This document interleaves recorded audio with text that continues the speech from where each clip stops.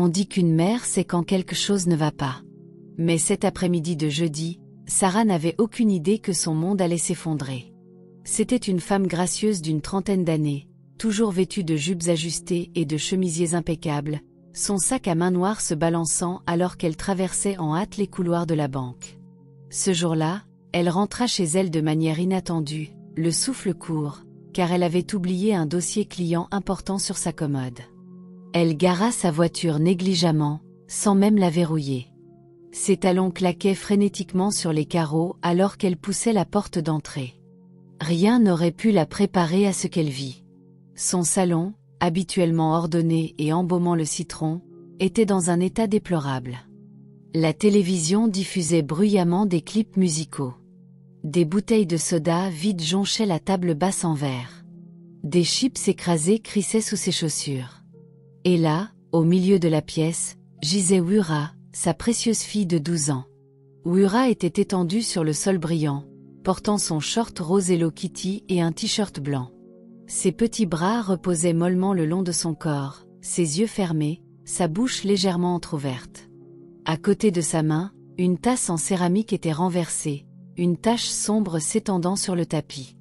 Le cœur de Sarah cogna violemment dans sa poitrine. Son souffle se bloqua douloureusement. « Wura !» cria-t-elle. Au même moment, un rire bruyant la fit se retourner. Victor. C'était Victor, le jeune professeur particulier en qui elle avait confiance. Il était affalé sur son canapé, en jeans serré et polo rayé, une manette de jeu vidéo à la main. À côté de lui, une fille aux tresses fluo et en short en jean minimaliste riait, lui donnant des chinchins directement depuis le paquet. Quand Victor vit Sarah, il se redressa brusquement, lâchant la manette. Ses yeux s'écarquillèrent, ses lèvres tremblaient. « Ah, madame, vous êtes rentrée tôt. » Sarah ne répondit pas. Ses yeux passaient frénétiquement de Victor à Wura.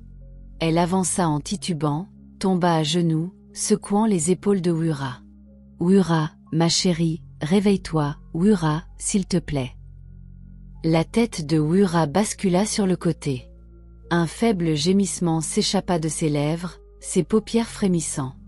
Victor se leva, les mains levées maladroitement. « Madame, calmez-vous. Ce n'est rien. Elle est juste fatiguée.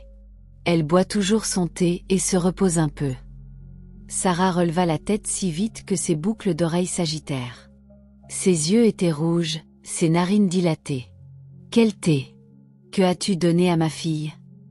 Victor bégaya, la sueur perlant sur son front. « Madame, c'est juste du thé normal. Quelques herbes pour l'aider à mieux étudier. » La main de Sarah s'élança vers le vase à fleurs sur la table d'appoint. D'un geste rageur, elle le lança sur lui. Le vase se brisa contre le mur, des éclats volant partout. Victor tressaillit, se baissant, les yeux écarquillés de peur. La fille aux tresses fluo cria, attrapa son sac à main et s'enfuit par la porte. La voix de Sarah, rauque, tremblait de rage pure. « Je le jure devant Dieu, s'il arrive quoi que ce soit à ma fille, Victor, tu regretteras d'avoir mis un pied dans cette maison. » Wura laissa échapper un faible gémissement. Sarah la souleva, la serrant contre elle, des larmes coulant sur ses joues. Victor restait là, la bouche s'ouvrant et se fermant comme un poisson, sans qu'aucun mot ne sorte. Ses mains tremblaient le long de son corps, et ce n'était que le début de la tempête qui allait déchirer leur vie. Bien avant cet après-midi choquant, Sarah pensait faire de son mieux pour sa petite famille. En tant que mère célibataire, chaque jour semblait être un exercice d'équilibre. Elle se réveillait avant l'aube, enfilait sa jupe bleu marine ajustée et son chemisier crème, glissait ses cheveux sous une perruque soignée, puis se tenait près de la porte, regardant Wura manger ses céréales. Wura souriait timidement, ses petites dents blanches scintillant, ses jambes se balançant sur la chaise. La poitrine de Sarah se serrait toujours. « Maman t'aime tellement », murmurait-elle. Mais elle était rarement à la maison. Son travail à la banque dévorait ses heures, entre les objectifs à atteindre, les dossiers à signer et les réunions interminables. La plupart des soirs, elle rentrait avec un sourire forcé et un sac de plats à emporter, priant pour que Wura ne remarque pas son épuisement. Un samedi après-midi, Sarah s'effondra sur le canapé de son amie Gloria, serrant sa tasse de malt si fort que ses jointures blanchissaient. « Gloria, je suis en train de couler. Les notes de Wura baissent. Je n'ai même pas le temps de vérifier ses devoirs. » Les yeux de Gloria s'adoucirent. C'était une femme ronde aux yeux pétillants, vêtue d'une robe fleurie. « Ah, Sarah, ne te tue pas. C'est pour ça que je t'ai fait venir. Je connais quelqu'un. Un jeune homme, intelligent, patient, très respectueux. Il a enseigné aux enfants de ma cousine. Leurs résultats ont explosé. » Les yeux de Sarah s'illuminèrent. « Mon Dieu, s'il te plaît. Je paierai n'importe quoi. J'ai juste besoin de quelqu'un de fiable. » Et c'est ainsi que Victor entra dans leur vie. Il se présenta le lendemain en pantalon kaki propre et chemise bleu pâle, tenant un dossier mince. Il sourit poliment, ses lunettes reflétant la lumière du soleil. « Bonjour, madame. Je m'appelle Victor. J'étudie les mathématiques à Unilag. » Sarah soupira presque de soulagement. Il semblait doux, prudent dans ses mots. Quand Wura passa la tête de derrière elle, serrant son petit ours en peluche, Victor s'accroupit et lui sourit. « Salut, Wura.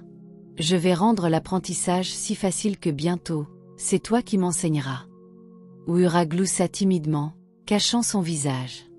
Le cœur de Sarah fondit. Enfin, un peu d'espoir. À partir de ce moment, Victor venait tous les après-midi. Il arrivait toujours avec son petit sac à dos noir, saluant Sarah chaleureusement si elle était à la maison, tapotant l'épaule de Wura comme une petite sœur. Mais il introduisit bientôt une habitude.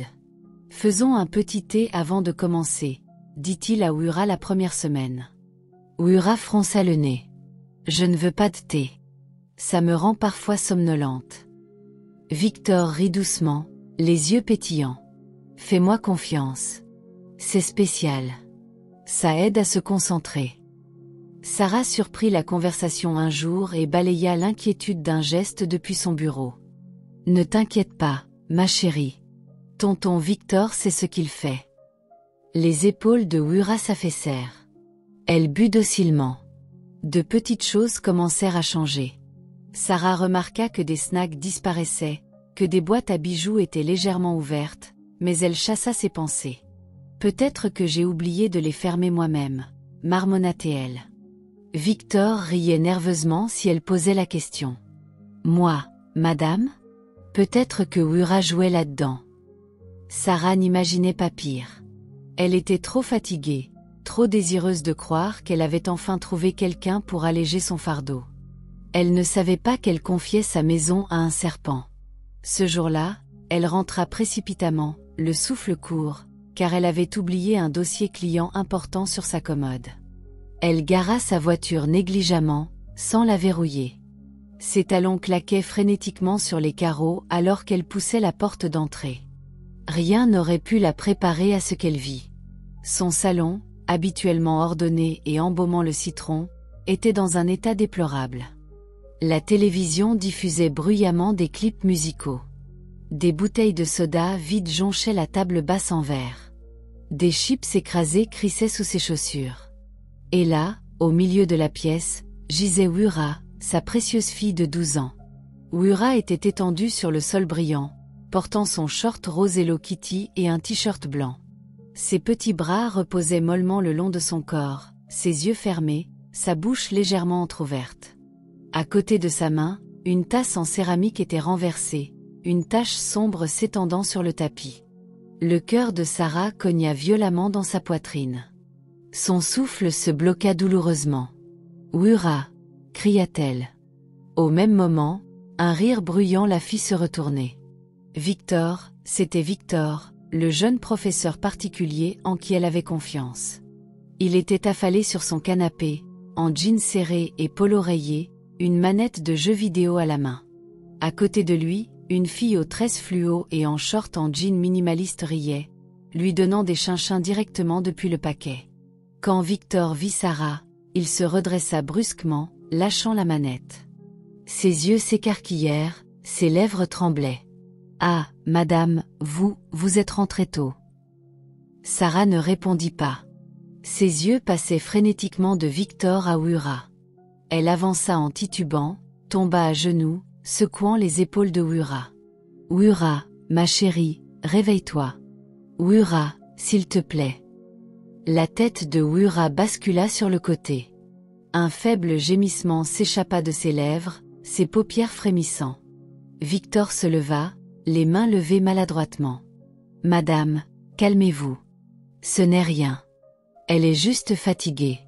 Elle boit toujours son thé et se repose un peu. » Sarah releva la tête si vite que ses boucles d'oreilles s'agitèrent. Ses yeux étaient rouges, ses narines dilatées. « Quel thé? Que as-tu donné à ma fille ?» Victor bégaya, la sueur perlant sur son front. « Madame, c'est juste du thé normal. Quelques herbes pour l'aider à mieux étudier. » La main de Sarah s'élança vers le vase à fleurs sur la table d'appoint. D'un geste rageur, elle le lança sur lui. Le vase se brisa contre le mur, des éclats volant partout. Victor tressaillit, se baissant, les yeux écarquillés de peur. La fille aux tresses fluo cria, attrapa son sac à main et s'enfuit par la porte. La voix de Sarah, rauque, tremblait de rage pure. « Je le jure devant Dieu, s'il arrive quoi que ce soit à ma fille, Victor, tu regretteras d'avoir mis un pied dans cette maison. » Wura laissa échapper un faible gémissement. Sarah la souleva, la serrant contre elle, des larmes coulant sur ses joues. Victor restait là, la bouche s'ouvrant et se fermant comme un poisson, sans qu'aucun mot ne sorte. Ses mains tremblaient le long de son corps. Le calme du quartier fut brisé après le cri de Sarah ce jeudi-là. Son cri perçant transperça l'après-midi chaud de la gosse comme un couteau. Les voisins sortirent en masse, les têtes apparaissant au balcon, les claquettes frappant précipitamment les allées carrelées. Même le gardien quitta son petit banc près du portail, les sourcils levés. À l'intérieur du salon de Sarah, le chaos éclata. Sarah se tenait là, serrant Wura étroitement, sa blouse de soie collant à son dos trempé de sueur. Des larmes coulaient sur son visage, le mascara formant des traînées sombres comme des bleus. Wura était réveillée maintenant, molle dans ses bras, gémissant faiblement. Victor tenta de se faufiler, serrant son petit sac à dos noir contre sa poitrine. Ses yeux fuyaient nerveusement, la sueur dégoulinant sur ses tempes. « Madame, s'il vous plaît, laissez-moi juste. » Mais Sarah se tourna vers lui si vite que sa perruque tangua. Ses yeux étaient fous, ses dents serrées. « Où vas-tu, Victor? Après ce que tu as fait à ma fille, Dieu te punira. » Victor bégaya, avançant de côté. « Je n'ai rien fait. C'est juste du thé, je le jure. » Soudain, la porte s'ouvrit brutalement. 3 voisins firent irruption. Mama Chitty, d'en face, son grand boubou noué négligemment, sa poitrine se balançant alors qu'elle haletait, et 2 jeunes hommes travaillant comme livreurs à moto à proximité. Que se passe-t-il? On a entendu des cris, pantela Mama Chitty. Sarah pointa une main tremblante sur Victor. Ce salaud a drogué ma fille, utilisant ma maison comme un hôtel de passe. Sa voix se brisa en sanglots. Les yeux de Victor s'écarquillèrent. Il se précipita vers la porte. Les 2 livreurs le bloquèrent, saisissant ses bras. « Où tu vas comme ça? Tu n'as pas fini d'expliquer. » À ce moment, la fille aux tresses fluo, la petite amie de Victor, réapparut à la porte, mâchant un chewing-gum, l'air irrité. « Bébé, je t'en prie, partons. Je suis fatiguée. » Ces mots s'arrêtèrent net lorsqu'elle vit la foule. Sarah tourna la tête vers elle.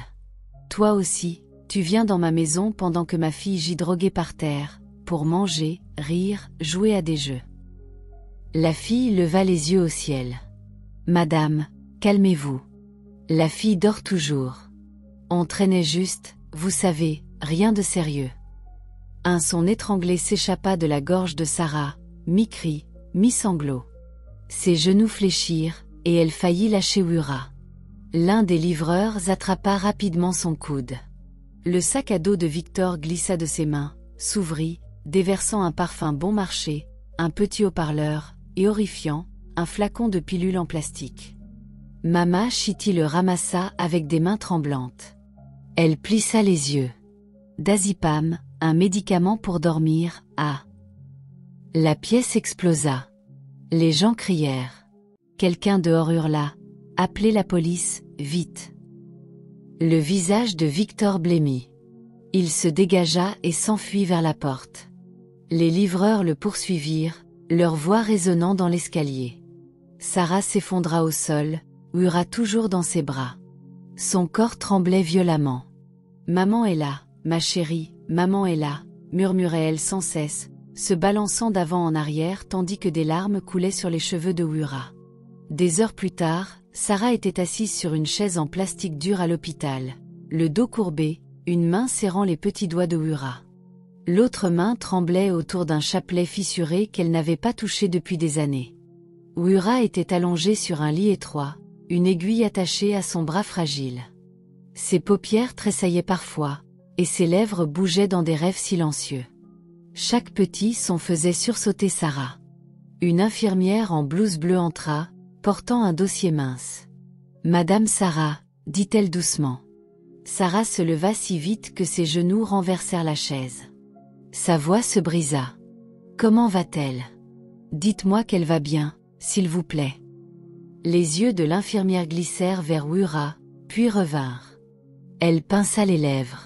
« Madame, les tests montrent que le système de votre fille contient des traces de diazépam. C'est un sédatif. Cela signifie qu'on lui a donné quelque chose à répétition pour la maintenir somnolente. Cela aurait pu affecter son cœur, voire son cerveau, si cela avait continué. » La bouche de Sarah s'ouvrit.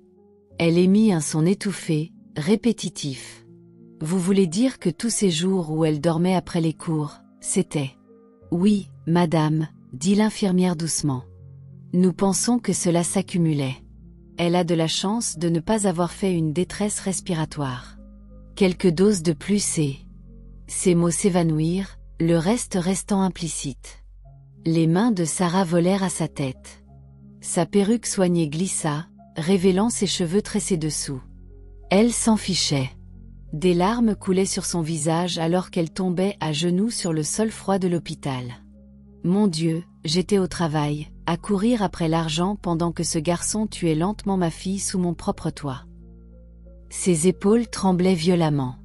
J'étais trop occupée pour le voir.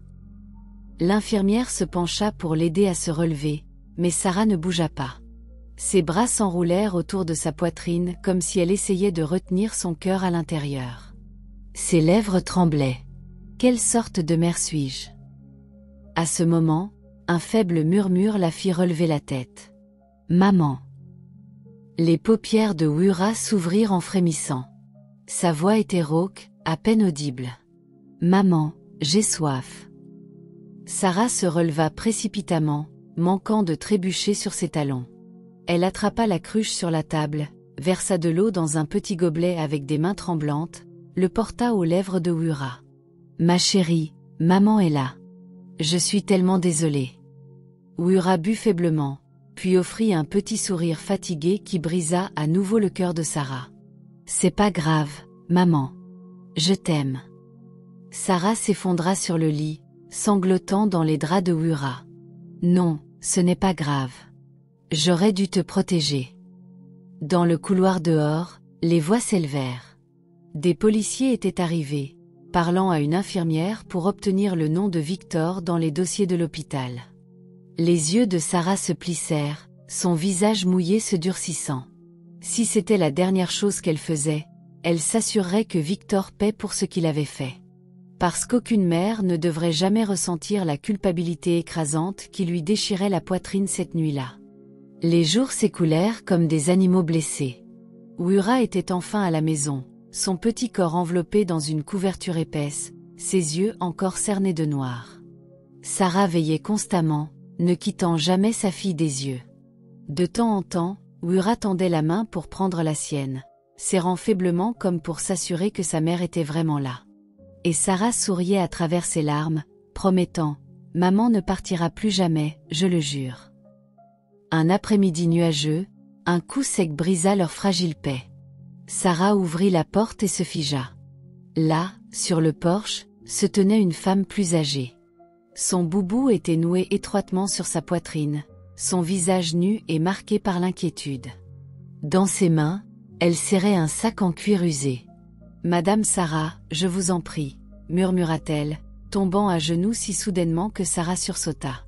C'était la mère de Victor. « Madame, s'il vous plaît. » Sa voix se brisa, ses yeux débordant de larmes. « Mon fils, c'est tout ce que j'ai.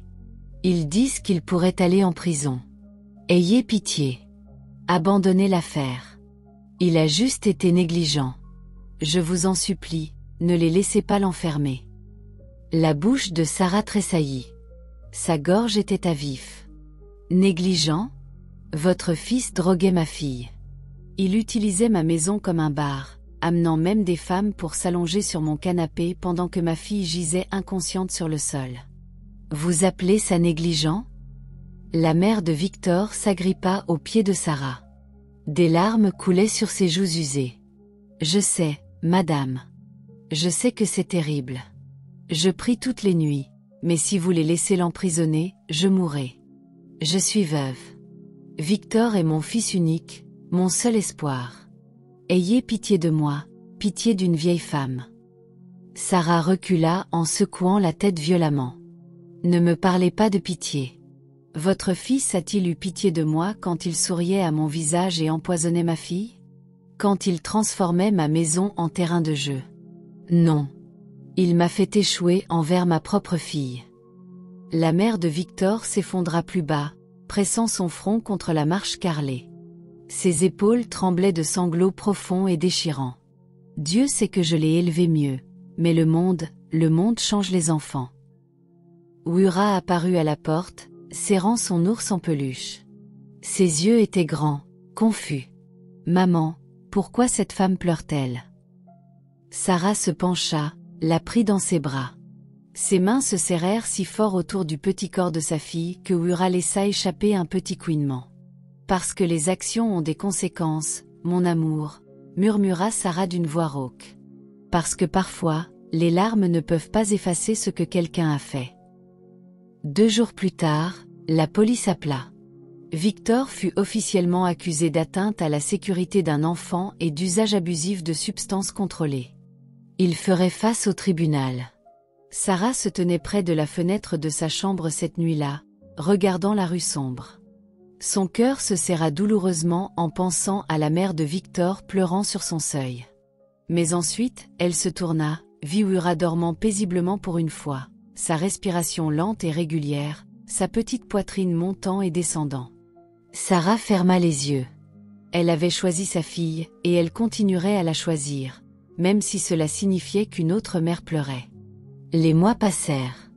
Le chaos s'estompa lentement, laissant derrière lui des cicatrices discrètes, mais aussi des nouveaux départs inattendus. Sarah ne se précipitait plus chaque matin dans des jupes raides et des talons brillants. L'image de la banquière étincelante avait disparu. À la place, elle portait des robes ankara douces autour de la maison, ses pieds nus sur les carreaux frais. Son ordinateur portable trônait désormais sur la table à manger, où elle avait lancé une petite entreprise de conseil. Moins d'argent, oui, mais plus de vie. Wura s'était épanouie à nouveau. Ses joues étaient plus rondes, son rire plus lumineux. Certains jours, Sarah jetait un coup d'œil depuis la cuisine et voyait sa fille étendue sur le sol, des crayons éparpillés partout, fredonnant doucement. Un soir, alors que le soleil déclinait, peignant le salon d'une lumière orange chaleureuse, Wura était assise en tailleur sur le canapé, essayant de faire un devoir de mathématiques. Elle fronça les sourcils, tapotant son crayon contre son menton. Sarah rit, vint s'asseoir derrière elle et commença à tresser les cheveux doux de Wura en ligne nette. « Besoin d'aide, mon génie. » Wura gloussa, s'appuyant en arrière pour que sa petite tête repose sur la poitrine de Sarah. « Non, maman. Je vais essayer d'abord. » Le cœur de Sarah se gonfla. De petites larmes piquèrent ses yeux. Il y a quelques mois à peine, elle avait failli perdre tout cela. Tout cela parce qu'elle était trop occupée à courir après des chiffres et les éloges d'inconnus.